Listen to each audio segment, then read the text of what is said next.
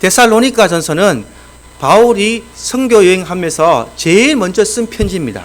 그래서 바울 서신에 제일 쓴 편지입니다. 1장서 제가 요약했던 것을 잠시 다시 한 번 더 말씀드리겠습니다. 1장은 복음을 받고 데살로니가 사람들의 믿음의 본이 되는 생활을 함으로써 기뻐서 편지를 했다라는 내용이 나오고 있습니다. 내가 너희들이 믿음의 본을 보이면서 하나님을 잘 믿고 예수님을 잘 섬긴 것이 너무나 기쁘다. 너희의 모습이 믿음의 본이 되었다라는 것에 감격해서 기쁘게 쓰는 걸로 1장은 소개를 합니다. 그러면 데살로니가의 사람들은 어떤 믿음의 본을 보였는가? 우상을 버렸고 또 하나님께서 돌아와서 살아계시고 참되신 하나님을 섬겼다라고 기록을 하고 있고요. 하나님께서 주님이 하늘로부터 강림하실 것, 즉 재림 신앙을 가지고 믿음의 생활을 하였다라고 1장의 소개를 마쳤습니다. 근데 갑자기 2장으로 돌아와서 사도직으로 바뀌어 버렸어요. 이 변한 내용에 대해서 한 번 더 여러분들 자세히 볼 필요가 있다라는 것을 설명드립니다. 왜 이 2장에 가서 갑자기 사도직으로 바꾸어 버렸는가? 이 당시에 바울이 복음을 전했을 때에 그 당시에 할례당이나 유대인들은 바울을 유대교를 배반한 배신자로 여겼습니다. 그래서 바울을 인정하지 않았어요. 바울을 사도로서도 인정하지 않았다라는 대목이 많습니다. 그래서 바울은 자꾸 자기가 사도에 합당하다. 나는 사도다. 하나님이 나를 선택하시고 하나님이 나와 함께 하시고 하나님 나를 택하셨다. 이런 단어를 많이 쓰게 된다라는 것을 한번 중점적으로 보시면 되겠습니다. 그래서 바울은 12제자도 아니고 사도도 아니라고 하는 비난을 하는 바울이 전하는 복음도 잘못된 것이라고 말하는 그 유대인들에게 나는 바울이 예수 그리스도를 믿는 사도가 맞다. 내가 전하는 복음이 그리스도의 참 복음이다라는 것을 말하기 위해서 이러한 언변과 단어가 많이 들어갔다라는 것을 이해를 하셔야 됩니다. 그래서 바울은 끊임없이 자신을 하나님이 부름을 받은 사도요, 내가 전하는 복음은 진리의 말씀이다라고 증거를 합니다. 역사를 보면 항상 진리가 선포가 되고 그 반대편에는 가짜가 항상 나오게 됐습니다. 진실이 있으면 가짜가 나오겠다는 거예요. 이 시대에 바울이 진실을 정하였지만 이 가짜를 하는 유대인들과 이 마찰이 생김으로써 복음에 많은 어려움이 있었다. 그래서 바울이 이 얘기를 계속하는 것을 여러분들이 눈여겨봐야 될 대목이라는 것입니다.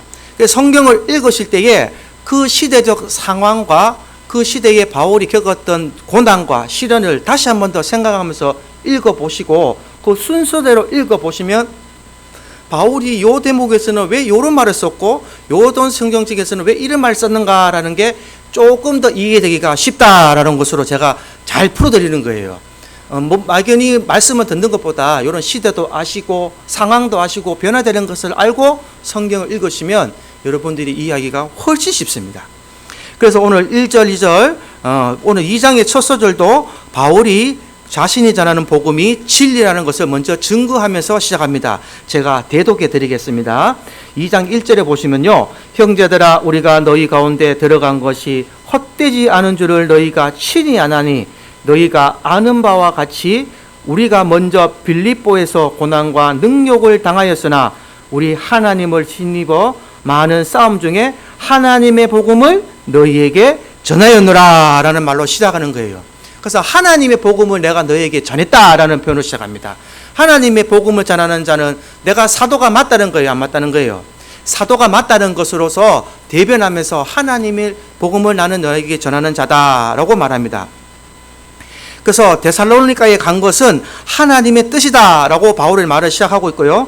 또 바울이 빌립보에 가게 된 것은 아시아에 있을 때 성령께서 마게도니아 사람의 환상을 복음 주면서 유럽에서 복음을 전하라 라고 하셨거든요. 이 사도행전 16장 6절에서 10절 말씀을 보면 이 대목이 나옵니다. 오늘 여러분들은 사도행전 16장을 꼭 한번 집에 가셔서 꼼꼼히 읽어보십시오. 바울이 2차 전도로 갈 때는 유럽으로 갈 인도가 없었어요. 원래는 1차 전도에 아시아를 갔다가 2차 전도 때는 아시아에 가서 내가 세운 교회가 잘 있는가 확인을 하려고 그랬습니다. 그러나 성령의 이끌림으로 인해서 성경이 아시아로 가지 마라 유럽으로 가라 그래서 바울이 유럽으로 간 거예요. 그래서 제일 처음에 빌립보 지방에 갔을 때에 빌립보 지방에서 옷감 장사 루디아와 그 다음에 그 어린아이 귀신 들린 아이를 고쳐줌으로써 바울이 빌립보 감옥에 갇히게 됩니다. 그것이 여러분들이 잘 아는 바울과 실라가 찬양 들어보셨죠? 감옥에 갇혔는 거. 이게 빌립보 감옥이에요. 빌립보 감옥에 갇혀 있다가 감옥에서 풀려나고 난 후에 데살로니가로 가게 됩니다. 데살로니가에서 3주 동안 복음을 전하지만 이 3주 동안에 이 복음의 역사가 일어나고 이 바울의 복음의 증거가 나타나니까 유대인들이 시기를 한 거예요. 그래서 바울을 잡아 죽이려고 해서 바울이 도망을 갔단 말입니다. 그래서 3주 만에 복음만 전하고 도망을 갔는데 그래서 아테네를 거쳐서 고린도까지 도망을 가서 고린도에서 이 데살로니가에게 편지를 쓴 거예요. 그것이 데살로니가 전후서라고 기억하시면 되겠습니다. 그래서 이 데살로니가를 썼는데 바울이 이거를 썼을 때에 이 빌립보에 가서 귀신 들린 아이를 고쳐주고 했는 이 바울이 내가 데살로니가에서 너희들에게 이 복음을 전한 것이 다 하나님의 은혜고 하나님의 뜻한 대로 내가 이것을 이루어냈다라는 것을 지금 설명하는 장면이다 이 말이에요. 그래서 하나님의 복음을 내가 너에게 전했고 너희가 이 복음을 잘 듣고 따라서 믿음의 본이 된 것을 내가 기뻐한다. 그리고 나서 사도의 직을 지금 설명을 하고 있습니다. 그래서 이도는 사도의 직을 설명하고 있다. 그래서 바울이 전하는 이 복음은 나를 위한 것이 아니고 내 사역을 자랑하러 온 것도 아니고 하나님의 뜻을 이루기 위해서 말씀을 전하고 있다라는 것을 설명하고 있다 이 장면입니다.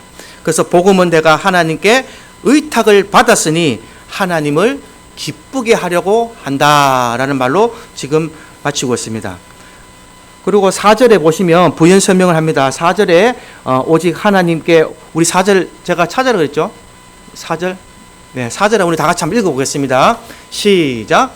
오직 하나님께 옳게 여기심을 입어 복음을 위탁받았으니 우리가 이와 같이 말함은 사람을 기쁘게 하려 함이 아니요 오직 우리 마음을 감찰하시는 하나님을 기쁘게 하려 함이라. 아멘.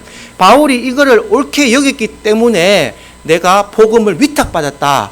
그래서 하나님께 복음을 위탁받았으므로 사람을 기쁘게 하는 것이 아니라 복음을 전하는 우리는 누구를 기쁘게 하기 위해서요? 하나님을 기쁘게 하기 위해서 한다라는 것을 기록을 해놨습니다. 그래서 오늘날 목사는 이 맛있는 음식을 맛있는 말씀을 이렇게 요리하고 저렇게 요리해서 여러분들에게 전해드리면 여러분들은 먹고만 마는 것이 아니라 오늘 교회 가서 은혜 받고 밥 잘 먹었다 이걸로 끝나시면 안 된다는 거예요. 내가 잘 먹고 잘 먹은 음식을 잘 소화시키셔서 그것을 다시 세상 사람들에게 전하는 이 복음의 전도자가 되기를 주님의 이름으로 축원드립니다. 교회에 와서 은혜 받는 것도 좋지만 하나님의 말씀을 듣고 내가 먼저 변화되고 난 후에 이 변화된 내 증거와 말씀을 가지고 여러분들도 다시 하나님의 사명자들로 복음을 전하는 자들로 변화가 되어야 된다라는 것이 이 지금 신약 성경의 핵심입니다. 바울이 말하는 핵심이에요. 그래서 이것을 꼭 기억하셔서 내가 앞으로 복음을 전하는 자가 되어야 되겠다라는 것을 결단하는 시간 되기를 주님의 이름으로 축원드립니다. 요까지가 4절까지의 설명입니다. 지금 제가 본문에 읽어드리지 않았지만 요 4절까지의 설명을 드리고 난 후에 오늘 본문 말씀 5절, 6절 우리 다 같이 다시 한 번 더 합독을 해보겠습니다. 시작. 너희도 알거니와 우리가 아무 때에도 아첨하는 말이나 탐심의 탈을 쓰지 아니한 것을 하나님이 증언하시느니라. 또한 우리는 너희에게든지 다른 이에게든지 사람에게서는 영광을 구하지 아니하였도다. 아멘. 하나님이 증언하는 자가 되어야 하고 사람에게서 영광을 구하지 않아야 하고 또 이 살아가야 한다. 즉 이 말은 세상의 영광을 구하지 않는 사람이 되어야 한다라고 정리를 할 수 있습니다. 그래서 오늘 첫 번째 말씀의 소주제는 세상의 영광을 구하지 않는 사람이라고 말씀드리겠습니다. 우리가 이 세상을 살아갈 때에 이 세상에서는 세상에서 자기가 가장 잘나고 내 이름을 남기기를 좋아합니다. 그래서 호랑이는 죽어서 가죽을 남기고 사람은 죽어서 이름을 남긴다는 속담이 있듯이 우리는 세상 사람들은 자기를 부각시키고 내가 남고 내 이름이 남는 것을 되게 좋아합니다. 세상 속에서 영광을 남기를 좋아합니다. 그래서 세계에서 가장 권위 있는 노벨상을 타면은 뉴스에도 막 나오고 아주 찬란한 영광을 받게 되는 것을 많이 보게 됩니다. 그러나 복음을 전하는 사람들, 하나님의 일을 하는 사람들은 세상의 영광을 절대 받을 수가 없습니다. 세상의 영광을 받기는커녕 내가 올바른 일을 하고 이 생명 구하는 일을 하는데도 사람들에게 고난을 받고 오기도 갇히고 저주도 받으면서 이 시련과 고난을 당하게 되는 것입니다.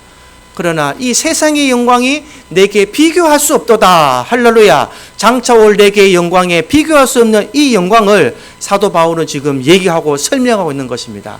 세상의 영광을 구하지 않는 사람들은 하나님께서 온전히 사랑하고 즐겨 쓰시는 자인 줄 이해하시기 바랍니다. 요한일서 2장 15절에서 17절 말씀에 이렇게 기록하고 있습니다.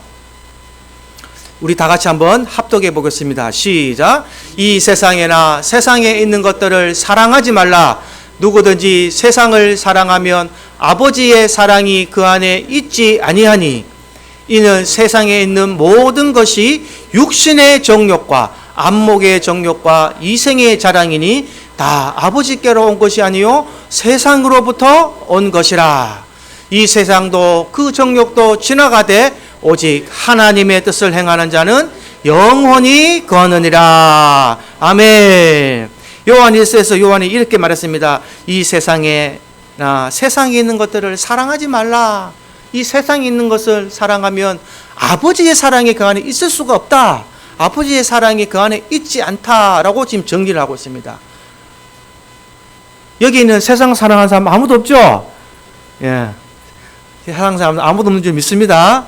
세상을 사랑한다는 것이 얼마나 후회가 되고 낙심되며 내가 다시 돌이킬 수 없는 죄의 길로 가는 것임을 예수의 복음이 들어오기 전까지는 알 수가 없어요. 세상에 있을 때는 내가 이게 참 잘 가고 열심히 살고 잘 살고 있다. 보상받고 잘 살고 있다라고 생각하지만 복음이 내 안에 빛으로 탁 들어오는 순간 내가 정말 헛살았구나. 내가 주님을 모르고 살았던 내 삶이 헛된 삶이었구나라는 것을 깨닫게 됩니다. 왜 그것을 깨닫게 되느냐? 16절 다시 한번 펴주세요. 이 세상에 있는 모든 것이 육신의 정욕과 안목의 정욕과 이생의 자랑이었기 때문에 내가 살아갔던 모든 것이 다 허무하다, 필요 없다라고 느끼는 것입니다. 하나님께로 본 것이 아니고 세상으로부터 온 것이기 때문에 우리가 그것을 느낄 수 있다는 겁니다. 하나님의 복음의 빛이 들어가면, 아버지의 빛이 들어가면 세상으로부터 온 것은 아무것도 없고 소멸될 줄 믿습니다. 세상에 있는 것은 아무 필요가 없습니다. 그래서 17절에 이렇게 정리를 하죠. 이 세상도 그 정욕도 지나가되 오직 하나님의 뜻을 행하는 자는 영원히 거느니라. 아멘. 이 세상도 정욕도 지나갑니다. 그러나 하나님의 뜻을 행하는 자는 영원히 거할 수 있다.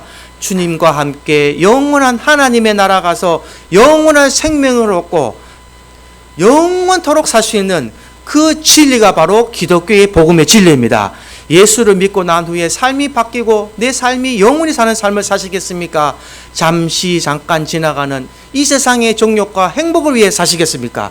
그 판단은 오늘 여러분께서 하시고 여러분들께서 선택하셔서 그 앞에 세상의 정욕은 다 물리치시고 주님이 주시는 평안함과 주님이 주시는 평안을 누리시고 주님이 주시는 영생을 받아가시기를 주님의 이름으로 축원드립니다. 두 번째는 영혼들을 사랑하고 귀히 여기는 사람이 되어야 한다라고 정리를 하겠습니다. 우리 7절 다 같이 한번 합독해 보겠습니다. 시작. 우리 2장 7절요. 시작. 우리는 그리스도의 사도로서 마땅히 권위를 주장할 수 있으나 도리어 노후 가운데서 유순한 자가 되어 유모가 자기 자녀를 기름과 같이 하였으니 누구를 대하든지 우리는 유순한 자가 되어야 한다라는 말로 해석을 합니다. 이 유순이라는 단어가 뭐냐면요, 부드럽다라는 뜻입니다. 부드럽다. 온화한 대답이나 성질 또는 겸손하고 상냥한 행동 등을 나타내는 말입니다. 온화한 대답이나 성질 또는 겸손하고 상냥한 행동을 나타내는 말이 이 유순이라는 단어예요. 듣기 좋은 말이 있죠, 여러분. 상대방이 말을 할 때 아주 듣기 좋은 말이 있는데, 저는 개인적으로 이 표준말을 되게 듣기 좋아합니다. 이 서울 아가씨들이 막 상담원이나 전화 와서 고객님 뭐 하셨어요? 이렇게 하면 듣기 좋아요, 안 좋아요? 이 경상도 사람들은 특히 또 표준말 쓰는 것 말 좋잖아요, 그죠? 이 경상도 여자들하고 살다가 서울 아가씨들이 이렇게 버들버들버들하게 얘기하며 구슬에 쟁반에 옷 꽂듯이 꼴에 사 넘어갈 때가 많습니다. 맞죠? 남자분들이 침묵하시고 웃는 거 보니까 맞는 것 같습니다. 남자분들이 쓱 웃음을 띠고 있어요. 상상을 하시는 것 같은데, 저도 개인적으로 그렇더라고요. 이 듣기 좋은 말이 되게 마음을 변화시키고, 그리고 서울말로 막 상담원들이 얘기하면 어찌 때는 막 이렇게 뭐 보험 파는 사람들이랑 막 하면은 호호 넘어갈 때도 가끔 있어요. 그러나 나중에는 잘 등록해 주진 않지만 이 듣기 좋은 말이 있다. 그래서 유순한 말, 이 부드럽다는 표현이거든요. 우리가 상대방에게 얘기하고 복음을 전할 때는 부드러운 말로 해라, 이 말입니다. 부드러운 말로, 상냥한 말투로 그 사람에게 다가설 때는 부드러운 말투로 해야 좋지, 딱딱하고 어렵고 힘든 말로 상대방에게 전하면 그 사람이 알아듣기가 힘이 든다라는 말로 지금 바울이 설명을 하고 있습니다. 그리고 두 번째 설명하는 것은 유모가 자기 자녀를 기름과 같이 하였다. 내가 너희를 기를 때에 유모가 자기 자녀를 기름과 같이 하였다. 내가 너희를 난 사람은 아니지만, 유모는 뭐예요? 유모는 자기 자식이 아니지만 아이를 길러주는 사람을 유모라 그러잖아, 그죠? 유모라 그러는데, 그 유모가 자녀를 기르는 것 같이 내가 너희를 자녀 기르는 것 같이 이렇게 사랑하고 정성을 다 쏟았다라고 설명을 하고 있습니다. 우리도 새신자와 세상 사람들, 불신자들을 대할 때는 온유한 말과 사랑과 정성을 쏟으면서 대해야 될 줄 믿습니다. 이것을 이단들이 정말 잘합니다, 여러분. 신천지 여러분들 보셨어요? 신천지나 이런 데 가면요, 제가 신천지 사무실을 간 적이 있었습니다. 우리 교회에 가르치던 중고등부 아이가 신천지에 빠져가지고 제가 그 아이를 데리러 간 적이 있었는데, 그 전도사라는 사람은 나를 안 만나주더라고요. 제가 일대일로 붙어서 한번 말씀으로 한번 붙고 싶었었어요. 네가 믿고 있는 말과 내가 있는 말씀이 어느 것이 옳은가? 근데 정말 나를 한 몇 시간 뺑뺑이 돌리더만 결국은 나를 안 만나주고, 영대 사거리 가면 사무실이 있습니다. 영대 사거리 보면 영남불교대학 혹시 아십니까? 그 건너편에 보면 3층짜리 건물이 있더라고요. 3층짜리 건물이 다 신천지 건물이에요. 그래서 제가 3층을 딱 올라가 보니까 룸이 큰 게 두 개가 있는데요. 한두 문 가니까 대학교 강의실처럼 1인 책상을 쭉 놓고 있으면서 1대1 개인 교습을 하고 있더라고요. 아예 한 명 앉혀놓고 성경책만 보고 있고, 두 번째는 또 스터디룸이 하나 있는데 거기서 기다렸는데, 중요한 것은 뭐냐면 그 아이들에게 얼마나 잘해주는지, 제가 거기 갔는지가 한 10년 됐거든요. 한 10년 된 것 같습니다. 제가 전도 살 때니까 10년 됐는데, 거기 딱 들어가니까요, PC방보다 더 좋게 꽉 차 있습니다. 아이들 먹고 좋은 컵라면, 과자, 그 다음에 음료수, 냉장고에 다 세팅해놨어요. 얼마나 사랑과 정성을 아이들이 확 넘어가게끔 만들어놨는지, 아이들이 오면 맛있는 음식 먹고, 과자 먹고, 라면 먹고, 먹을 거 다 내주면서 사랑과 정성으로 쏟으면서 이만희의 원리를 가르치고 있더라고요. 야, 우리 교회가 배워야 된다, 이거는. 교회가 이런 거는 배워야 된다. 우리 교회에서도 아이들을 대할 때에 정말 사랑과 정성으로서 보다듬어주고, 아이와 이 새신자들이 왔을 때 품어주지 못해서 교회에 가서 상처받고, 교회에 가서 말씀 제대로 배우지 못하고, 이 상처받은 영혼들이 신천지로 많이 갔다는 얘기를 들었을 때 우리 교회가 정말 이것을 배워야 된다는 생각을 많이 했습니다. 여러분들 교회에 오시면요, 먼저 믿음 받는 자들은 내가 구원받고 잘 됐으니까 나는 잘하고 있어라고 을쩍대지 마시고, 항상 먼저 온 자들에게 먼저 가서 인사하시고, 먼저 고개를 숙이시고, 장로님들, 강도사님들, 저 같은 목사라도 먼저 가서 인사를 숙여야 될 줄 믿습니다. 먼저 된 자가 섬겨야지 되는 게 교회의 원리고 예수님이 우리에게 가르쳐 주신 것입니다. 이것을 하지 않으니까 이 교회가 자꾸 이제 세속화되어 가는 거예요. 세상은 교회를 조금 닮아가려고 하는데 교회는 자꾸 세상을 닮아가고 있습니다. 그러나 이것은 원리가 맞지 않습니다. 교회는 어떻게 해야 되느냐? 하나님의 말씀을 전할 때에 유순한 자가 되어야 되고, 유모가 자녀를 기름같이 사랑과 정성을 다 쏟아서 사람들을 대해야 한다라고 지금 바울이 기록하고 있습니다. 그리고 8절이 아주 중요한 대목입니다. 8절 우리 다 같이 합독해 보겠습니다. 시작. 우리가 이같이 너희를 사모하여 하나님의 복음뿐 아니라 우리의 목숨까지도 너희에게 주기를 기뻐함은 너희가 우리의 사랑하는 자 됨이라. 아멘. 여기에서 아주 유심히 봐야 될 단어가 있습니다. 어떤 단어겠습니까? 여러분 보세요. 바울이 어떤 단어를 썼냐면 이 목숨, 순교라는 단어를 많이 썼어요. 내가 내 목숨은 다하기를 악까지 하노라. 내가 주를 위해 죽는 것이 마땅하다. 나는 날마다 죽노라. 이 죽는다는 표현을 되게 많이 썼습니다. 바울이. 근데 오늘 데살로니가에서도 이 말씀이 나오죠. 우리의 목숨까지도 너희에게 주기를 기뻐함은 이 표현이 나옵니다.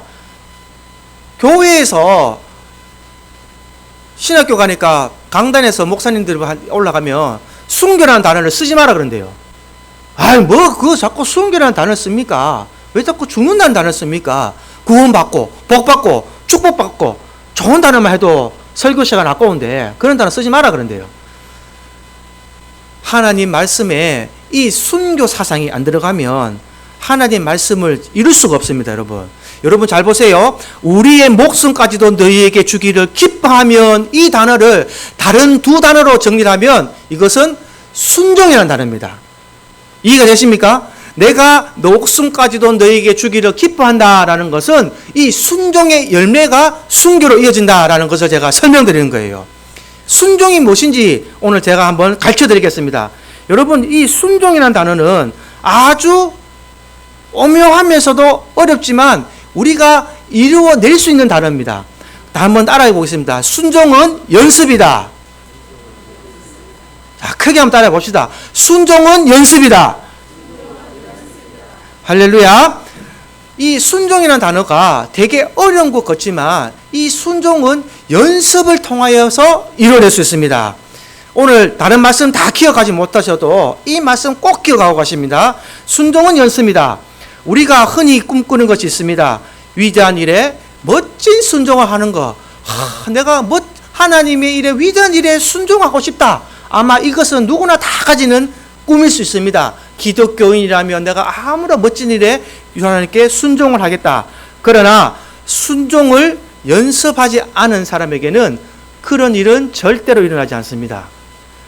하나님의 방법은 우리와 다를 때가 많으며 믿음은 상식을 뛰어넘을 때가 많습니다. 순종은 마치 어린아이가 걸음마를 배우듯 발걸음을 내딛는 것부터 시작해야 됩니다. 걸을 수 없는 것 같고 걷다가 넘어지기를 반복하지만 어느 순간 걷고 있는 모습을 보게 되는 것이에요. 순종이 바로 그렇습니다. 내 상식을 벗어나는 일에 겁이 나기도 하고 나의 인내를 벗어나면 화가 나기도 합니다. 그러나 그것을 극복하고 나면 걷게 된 아이에게 기는 것보다 걷는 게 편안해지듯이 순종하면 불순종하는 것보다 더 평안함이 찾아옵니다. 할렐루야. 순종의 기쁨을 맛본 자에게는 다음에 더 큰 순종이 기다리고 있습니다. 이렇게 순종의 내공이 쌓이다 보면 어느 순간 내가 엄두내지 못했던 위대한 순종의 자리에 서 있는 것을 보게 되었을 것입니다. 오늘날 작은 일에 순종하며 여러분들의 영적 내공을 쌓아가십시오. 순종이 무엇이라고요? 하나님의 인도하심이 명백한 곳에 여러분들의 발걸음을 내딛는 것이 순종이라는 것입니다. 할렐루야. 그래서 이 순종을 처음부터 연습하셔야 된다는 거예요. 순종을 연습하지 않고 순종을 할 수가 없으며 순종도 해보지 않은 사람이 순종하라고 가르칠 수도 없습니다.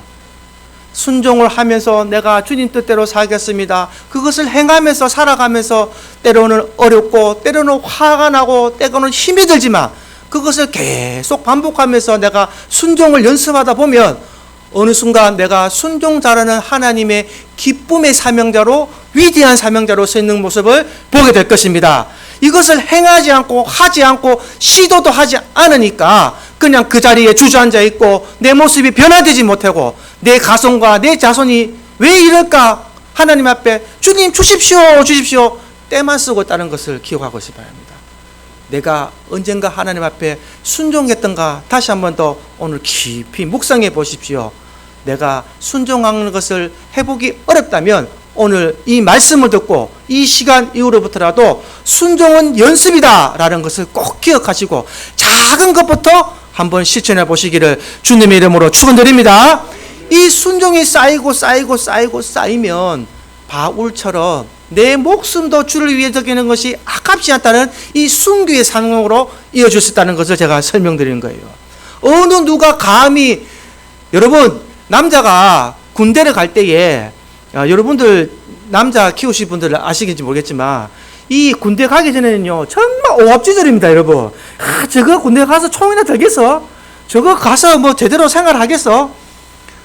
제가 처음에 눈물 흘린 적이 언제였냐면요, 저희 친정이 그 군대를 가서 그때는 6주 훈련을 받았어요. 6주 훈련을 받았으면 지금은 많이 없었는데 그 6주 훈련 받기 전에 가서 아버지와 그때는 제가 형하고 친구들하고 논사 훈련소를 받아주고 맛있는 거 먹고 머리 빡 깎는 거 보고 들떠주고, 6주 후에는 제가 아버지와 엄마와 그 논사 훈련소를 갔습니다.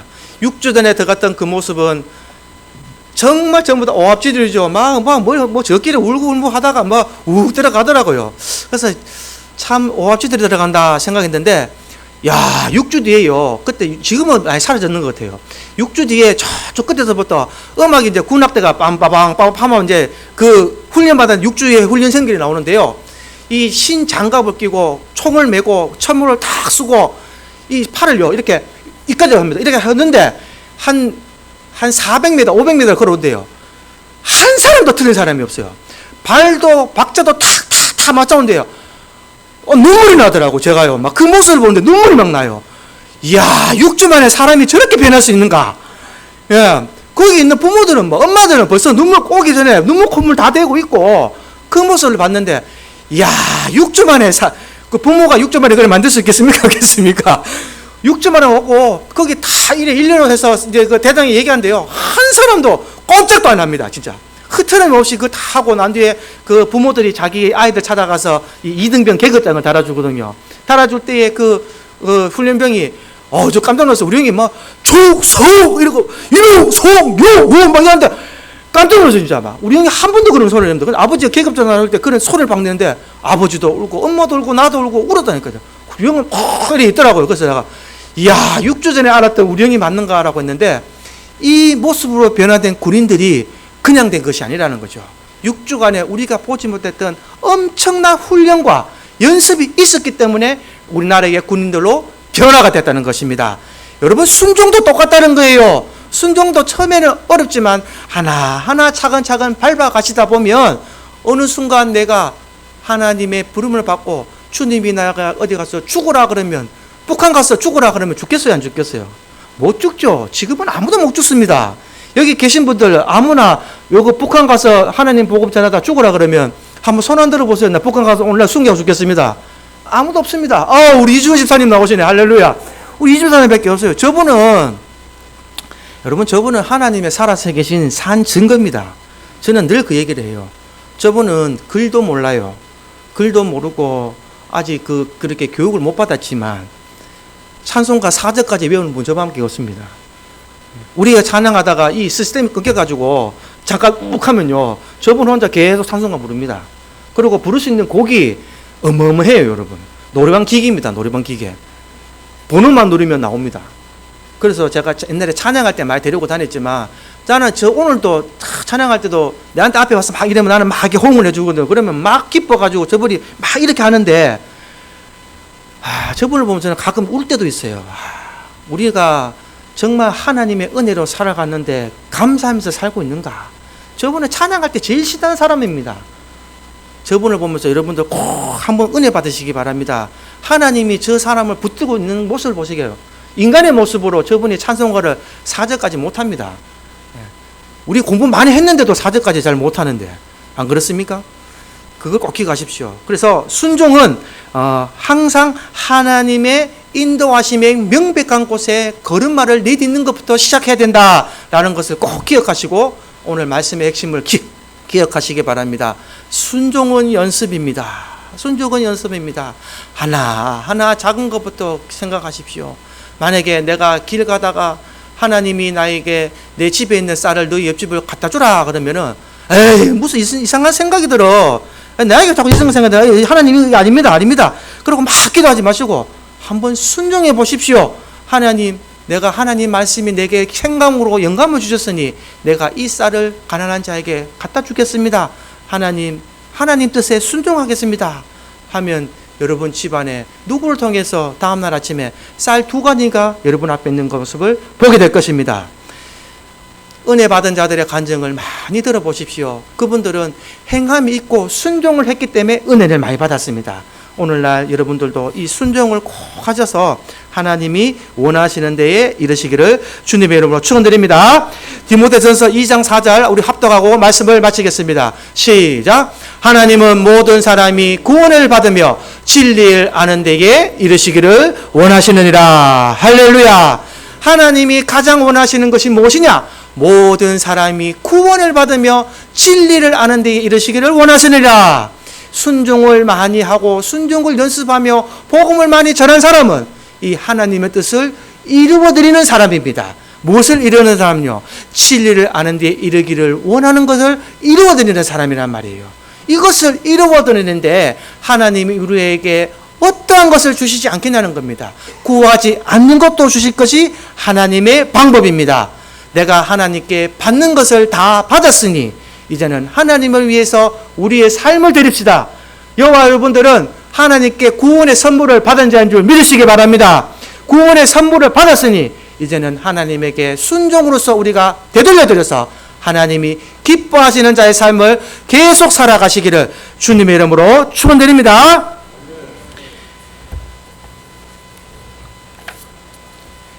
네, 이 시간 찬송가 323장 부름받아 나서니 봄 가사를 잘 생각하면서 우리 찬송을 드리겠습니다.